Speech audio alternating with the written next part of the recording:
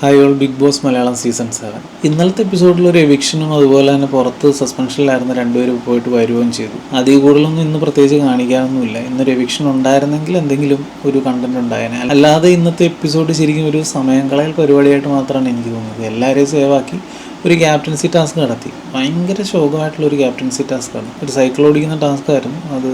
എൻ്റെ പൊന്നോ, ഒന്നും പറയാനില്ല. പിന്നെ ഓരോരുത്തരായിട്ട് ലാലേട്ടൻ സേവ് ആക്കുന്നു, എപ്പിസോഡ് കഴിയുന്നു, ഇത്രേ ഉള്ളൂ. ഏതായാലും നമുക്ക് കുറച്ച് ഡീറ്റെയിൽ ആയിട്ട് നോക്കാം. അതിനും ഒരു കാര്യം, ഹൗസിലുള്ള ആണുങ്ങളൊക്കെ മൊണ്ണകളാന്ന് പറഞ്ഞൊരു പരിപാടി ഉണ്ടല്ലോ, അതാണ് ഇപ്പോൾ ട്രെൻഡിങ് ആയിട്ട് സോഷ്യൽ മീഡിയയിൽ ഓടിക്കൊണ്ടിരിക്കുന്നത്. അപ്പോൾ ആ ഒരു സാധനത്തെ പറ്റി പറയാനുള്ളതെന്ന് പറഞ്ഞാൽ, ജിസേലിന് സ്റ്റാർ കൊടുത്ത് അവർ മൊണ്ണകളാണെന്ന് തെളിയിച്ചു എന്നൊരു സ്റ്റേറ്റ്മെൻറ്റ് പറയുന്നത്. അതിനെപ്പറ്റിയാണ് എനിക്ക് പറയാനുള്ളത്. ഇപ്പോൾ ഇങ്ങനെ ഒരു ഗെയിമില്ലേ, അതായത് പ്രൊവോക്കിംഗ് ആയിട്ട് സംസാരത്തിലൂടെ അങ്ങനെയൊക്കെ നിൽക്കുന്ന ഒരു ഗെയിമിൻ്റെ അകത്ത് ഇത്രയും പേരെ മുമ്പിൽ വെച്ച് ലാലേട്ടൻ അവർ മൊണ്ണകളാണെന്ന് ആ കൂട്ടത്തിലൊരു കണ്ടസ്റ്റൻറ്റ് പറയുന്ന അനുമോൾ പറയുന്ന ഒരു വീഡിയോ കാണിച്ചു കൊടുത്തിട്ട് ഇവർ കൈയും കെട്ടി നോക്കിയിരിക്കേണ്ട കാര്യമൊന്നുമില്ല. അനുമോളും ഇവരെയൊക്കെ മുന്നകളാണെന്ന് പറഞ്ഞിട്ടുണ്ടെങ്കിൽ തിരിച്ച് അനുമോളെ ട്രിഗർ ചെയ്യാൻ കിട്ടുന്ന ഒരു കാര്യം ജിസേലിനെ സപ്പോർട്ട് ചെയ്യുക എന്നുള്ളതാണ്. അതുകൊണ്ടാണല്ലോ അങ്ങനെ പറഞ്ഞത്. അപ്പോൾ സപ്പോർട്ട് ചെയ്യാൻ കിട്ടുന്ന ഒരു അവസരമാണ് ജിസേലിന് ഒരു സ്റ്റാർ കൊടുക്കുക എന്നുള്ളത്. അത് കൊടുത്തിരിക്കണം. അനുമോൾ അവിടെ ചാടി ചെന്ന് ജിസേലിൻ്റെ അടുത്തേക്ക് ചെന്ന് ഈ ആണുങ്ങൾക്കൊക്കെ അങ്ങനെ ചെല്ലാൻ പറ്റില്ല. അതുകൊണ്ട് അവർ ചെയ്യാൻ പറ്റുന്ന ഒരു പരിപാടി എന്തായാലും ചെയ്തിട്ടുണ്ട്. അത് ചെയ്തത് നന്നായി എന്നുള്ളത് തന്നെയാണ് എനിക്ക് പറയാനുള്ളത്. ഏതായാലും അനുമോള് കരഞ്ഞോ ഇനിയിപ്പോൾ വേറെ ആക്രമിക്കപ്പെട്ടോ ഒക്കെ മുമ്പോട്ട് പോകാൻ പോണ ആളാന്നുള്ള കാര്യത്തിൽ ഒരു സംശയമില്ല. മൊണ്ണകളായ ആണുങ്ങൾ അത് കേട്ട് മിണ്ടാതിരിക്കാൻ ഉദ്ദേശിച്ചത് മിണ്ടാതിരിക്കണം, അതാണ് ശരി എന്നാണെന്നുണ്ടെങ്കിൽ സോറി, അതിൻ്റെ കൂടെ നിൽക്കാൻ വയ്യ. ഇപ്പോൾ അനീഷിൻ്റെ ഗെയിം പണ്ടൊക്കെ കുറേ കണ്ടതാണ്, ആ രീതിയിലൊക്കെ പലരും പറയുന്നുണ്ട്. ഇപ്പോൾ ഈ കരച്ചിൽ പരിപാടി നമ്മൾ എത്ര സീസണിൽ കണ്ടിട്ടുണ്ട്. കരഞ്ഞ് അവസാനങ്ങളിലേക്ക് എത്തുന്ന ഒരുപാട് പേരുണ്ട്. അത് ഇതുവരെ നിർത്താറായില്ലേ. പിന്നെ ഒരു കാര്യം കൂടി ഉണ്ട്, അനുമോളുടെ മൊണ്ണ ലിസ്റ്റിൽ ഇല്ലാതിരുന്ന ഒരാളാണ് അഭിലാഷും ജിസേലിനെയാണ് സ്റ്റാർ കൊടുത്തത്. അപ്പോൾ അകത്ത് ജിസേലിനെ സപ്പോർട്ട് ചെയ്യുന്നവരും മൊണ്ണകളാണെന്നുണ്ടെങ്കിൽ പുറത്ത് അനുവിനെ സപ്പോർട്ട് ചെയ്യുന്നവരും മൊണ്ണകളാവണ്ടേ? മൊണ്ണകളല്ലേ? അതകത്തെ മൊണ്ണകൾ, ഇത് പുറത്തെ മൊണ്ണകൾ. അപ്പോൾ അതങ്ങനെ തന്നെ പോട്ടെ, അത്രേ ഉള്ളൂ. ഇന്നത്തെ എപ്പിസോഡ് തുടങ്ങിയത് തന്നെ കിച്ചൻ്റെ ക്ലീൻനെസ്സിനെ പറ്റിയാണ് ലാലേട്ടൻ പറഞ്ഞത്. വളരെ ഇമ്പോർട്ടൻ്റ് എന്ന് മാത്രമല്ല, ഹൈജീനിക്കിൻ്റെ ഒരു കാര്യമാണ്. അപ്പോൾ അതുകൊണ്ട് തന്നെ അത് അഡ്രസ്സ് ചെയ്യാതിരിക്കാൻ പറ്റാത്തൊരു കാര്യമാണ്. പിന്നെ കിച്ചൻ്റെ കംപ്ലൈൻറ്റ് പോലെ ഫുഡ് ഒരു ദിവസം ഇച്ചിരി മോശമായി വരുന്ന സമയത്ത് ആർക്കും കൊടുക്കേണ്ട കളയാൻ വളരെ നല്ല ഇൻറ്റൻഷനോടെ അനീഷ് പറഞ്ഞിട്ടുണ്ടായിരുന്നു. പക്ഷേ കിച്ചൻ ടീം പറഞ്ഞു ഫുഡിൻ്റെ അവൈലബിലിറ്റി കുറവായതുകൊണ്ട് അവർ കഴിച്ചോളാം എന്ന് പറഞ്ഞു, ബാക്കിയുള്ളവർക്ക് പുതിയ കൊടുക്കുക എന്ന് പറഞ്ഞിട്ടുണ്ടായിരുന്നു എന്ന് പറഞ്ഞ് ആ ഒരു സംഭവം അങ്ങനെ വിട്ടു. പിന്നെ നെവിന് 14 പ്രാവശ്യം പല രീതിയിലുള്ള വാണിങ്ങൾ കൊടുത്തിട്ടുണ്ടായിരുന്നു എന്ന് പറഞ്ഞു. അത് ഒത്തിരിയൊന്നും അല്ലല്ലോ, നെവിന് വാണിങ് കൊടുത്തോണ്ടേയിരിക്കും. പക്ഷെ ലാലേട്ടൻ എന്നാലും തോന്നോ ശബ്ദമൊക്കെ കടുപ്പിച്ച് ഗാംഭീര്യത്തോടു കൂടി വാണിങ് കൊടുത്തിട്ടുണ്ട്. ഇനി അതിൻ്റെ ഒരു കുറവ് വേണ്ട. ഏതായാലും നിവിൻ നിർത്തിക്കോളാന്ന് പറഞ്ഞിട്ടുണ്ട്. അടുത്ത അവിടെ നടന്ന ഒരു ഐറ്റം രേണുവിൻ്റെ മാപ്പ് കൊടുക്കലായിരുന്നു. അത് നമുക്ക് എല്ലാവർക്കും അറിയാമായിരുന്നല്ലോ. ലാലേട്ടൻ വരാൻ വേണ്ടിയിട്ട് വെയിറ്റ് ചെയ്തിരിക്കുകയായിരുന്നു. ലാലേട്ടൻ വന്നു കഴിയുമ്പോഴത്തേക്ക് ലാലേട്ടൻ നിർബന്ധിക്കും. പിന്നെ ലാലേട്ടൻ എല്ലാവരോടും ചോദിക്കും, നിങ്ങളുടെ എല്ലാവരും അഭിപ്രായം എന്താ, മാപ്പ് കൊടുക്കണോ വേണ്ടയോ എന്നൊക്കെ ചോദിക്കുമ്പോൾ എല്ലാവരും പറയും. അപ്പോൾ രേണുവിൻ്റെ മനസ്സലിഞ്ഞ് രേണു മാപ്പ് കൊടുക്കുന്നു. ഇതാണ് സംഭവിക്കാൻ പോകുന്നതെന്ന് എല്ലാവർക്കും അറിയാമായിരുന്നു. അത് അതുപോലെ തന്നെ ഒരു പരിപാടി നടത്തി. രേണു എന്തായാലും അക്ബറിൻ്റെ മാപ്പ് ഉള്ളുകൊണ്ട് സ്വീകരിച്ചിട്ടുണ്ട്. പിന്നെ ഒരു കാര്യം കൂടെ ഉണ്ട്, ഇതിനകത്ത് എരിവിരി കൊറ്റി കൊടുത്ത ഒരാളുടെ പേരും കൂടെ വളരെ എടുത്തു പറഞ്ഞിട്ടുണ്ട്. അത് പറയാതിരിക്കാൻ പറ്റില്ല. ശാരിക പുള്ളിക്കാരത്തിയായിരുന്നുണ്ടെങ്കിൽ ഒരിക്കലും മാപ്പ് കൊടുക്കില്ലായിരുന്നു എന്നാണ് പറഞ്ഞത്. അപ്പോൾ ആ ഒരു ആ ഒരു എരി എന്തായാലും രേണുവിൻ്റെ അടുത്ത് കയറ്റി കൊടുത്തത് ശാരികയാണെന്ന് എല്ലാവരുടെയും മുമ്പിലേക്ക് പറഞ്ഞു കൊടുത്തിട്ടുണ്ട് ലാലേട്ടൻ. പിന്നെ ശാരികയ്ക്കെതിരെ പ്രത്യേകിച്ച് ഗെയിമൊന്നും ഇല്ലാത്ത കാരണം പറഞ്ഞാൽ എന്താ പറഞ്ഞില്ലല്ലോ എന്താ. പിന്നെ രേണുവിൻ്റെ കാര്യം, രേണു ഒരു സൈഡേ പോകുന്ന കാരണം രേണുവിൻ്റെ ഈ കാര്യത്തിൽ എന്തെങ്കിലും ആയിക്കോട്ടെ എന്ന മട്ടിലാണ് അവിടെ ഉള്ളവരെല്ലാവരും ഇരിക്കുന്നത്.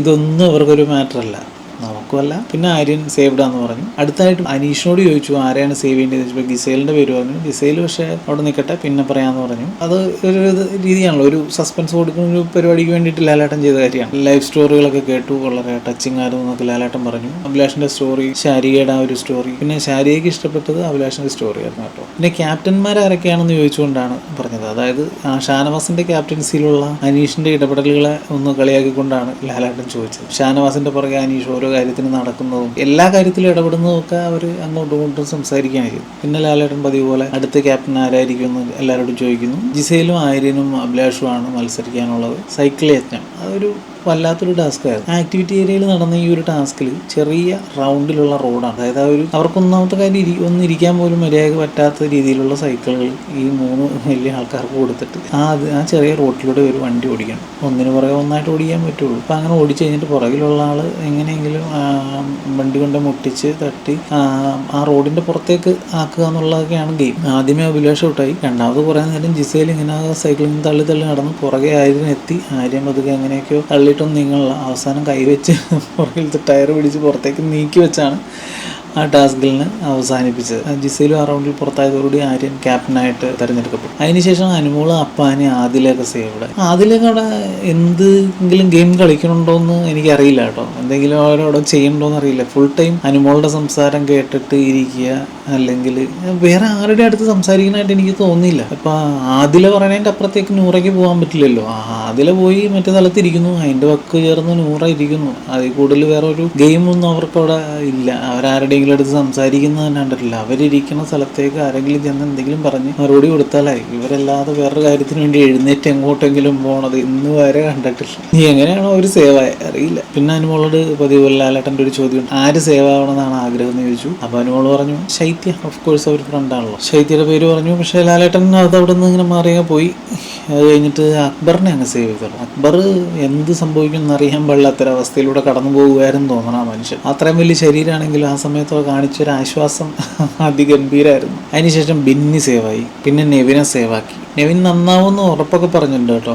ലാലേട്ടോ ഞാനത് പോകാൻ ഉദ്ദേശിച്ചിട്ടില്ല, ആ രീതിയിൽ സംസാരിച്ച് പുള്ളി അവിടുന്ന് സേവായി രക്ഷപ്പെട്ടിട്ടുണ്ട്. എന്തായാലും നന്നാവുമെന്ന് ഉറപ്പ് കൊടുത്തിട്ടുണ്ട്. നന്നാവട്ടെ. അതിനുശേഷം ജിസയിലും ശൈത്യം മാത്രമേ ബാക്കി ഉണ്ടായിരുന്നുള്ളൂ. അപ്പോൾ ഇവരോട് ഇതിനകത്ത് ആരുടെ കാര്യം സംസാരിക്കണമെന്ന് ലാലേട്ടൻ ചോദിക്കും. അപ്പോൾ എൻ്റെ കാര്യം സംസാരിച്ചോളാം ജിസയിൽ പറയുന്നു. അങ്ങനെ ജിസയിലിനോട് ചോദിക്കുന്നു സേവാവും തോന്നുന്നുണ്ടോ എന്താ കാര്യം എന്നൊക്കെ. അപ്പോൾ അറിയില്ല, കേരളത്തിൽ അങ്ങനെ അവർക്ക് ഫാൻസൊന്നും ഇല്ല, അപ്പോൾ ആളുകൾക്ക് ഇഷ്ടമാണോന്നൊന്നും അറിയില്ല എന്ന് പറയുന്നു. ചിലപ്പോൾ ഇച്ചിരി കാണും എന്നുള്ള രീതിയിൽ പറയുന്നുണ്ട്. ഇച്ചിരി ഉള്ള ഇഷ്ടമൊക്കെ ഒത്തിരി ആയി മാറട്ടെ എന്ന് ലാലേട്ടൻ പറഞ്ഞുകൊണ്ട് ജിസേലിനെ സേവ. അതിനുശേഷം ശൈത്യയുടെ കാര്യം ഇങ്ങനെ പറയുമ്പോഴത്തേക്കും എല്ലാവരും ഓൾറെഡി അവിടെ നിന്ന് പറയുന്നുണ്ട് ഇത്തവണ നോ എവിക്ഷനാണ്. അത് അതുപോലെ തന്നെ സംഭവിച്ചു, പ്രത്യേകിച്ചൊന്നും ഉണ്ടായിരുന്നില്ല, സേവായി. ഇത്രയൊക്കെയാണ് ഇന്നത്തെ എപ്പിസോഡിൽ നടന്നേക്കുന്നത്. പിന്നെ അത് കഴിഞ്ഞിട്ട് ആര്യൻ്റെ ക്യാപ്റ്റൻസി പരിപാടിക്ക് വേണ്ടിയിട്ട് അവരുടെ ടീം ഇടുന്ന എപ്പിസോഡിൽ കാണിച്ചിട്ടുണ്ടായിരുന്നു. താല്പര്യമില്ലാത്ത ടീമിലൊക്കെയാണ് അനുമോളൊക്കെ ചെന്ന് പെട്ടേക്കണത്. അപ്പം നാളെ അതിൻ്റെതായ പ്രശ്നങ്ങളും കാര്യങ്ങളും ഉള്ളതായിട്ടൊരു പ്രൊമോയും കൂടെ വന്നിട്ടുണ്ട്. ഈ പ്രശ്നങ്ങളെല്ലാം ചേർത്ത് ഒരു അടിപൊളി സംഭവം ആവുമോ ഇല്ലയോ എന്നുള്ളത്